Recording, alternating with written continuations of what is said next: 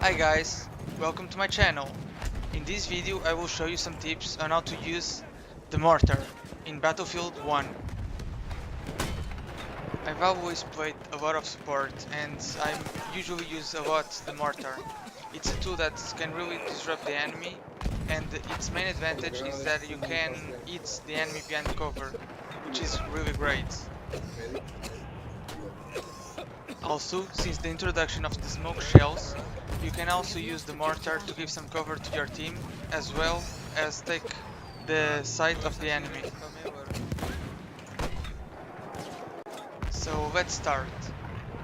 Tip 1. Always try to place your mortar from behind cover. It may seem obvious, which it really is, so there's not really a reason to go further in this detail. What's really important to tell is that you need to be behind cover, but you also need angle to use the mortar effectively, so please don't place it behind the big wall, which will really cut your angle to use it. Also, increase your minimap using M to have a better awareness of your position on the field, which is really good to know where are the objectives and where is the enemy and where is your team. Tip 2. Always try your best to place the mortar at least 65 meters from the objective. Don't forget that the range of the mortar, it varies a little bit, but usually you can expect to reach at least 85 meters.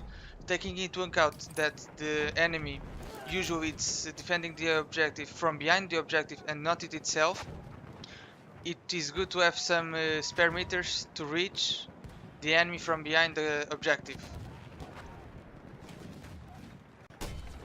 As a sport, I usually take smoke grenades or gas grenades, since I don't usually am at range to use the explosive grenades. Telling you this, it's my tip 3.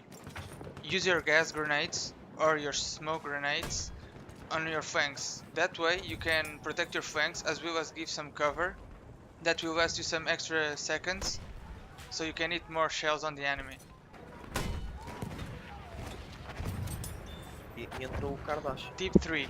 If your team is not spotting enough, ask them on the chat to do a better spotting. Otherwise, the enemy will not appear on your minimap. This is really important because without that you have no idea where the enemy is unless you hit one shell, but that's not really effective. The best way is that your enemy spots the enemy, that way you have their location. Also, don't forget that when you take one shell, you will also see where the enemy is, so try to remember their positions, and on your next shot try to predict where the enemy will be. In that case you can more easily disrupt their movements. Tip 5. This tip is really regarding the smoke shells. They are really great, more than most people think. If the enemy is defending an objective, try your best to use your smoke shells between the objective and the enemy that's defending behind. This way it will take out their vision of your allies that are trying to take the objective, and you will provide a great cover to your team. If you are defending, try your best to use the smoke shells on sniper locations, since it will make them move and more easily shot, or use it on some crossroads.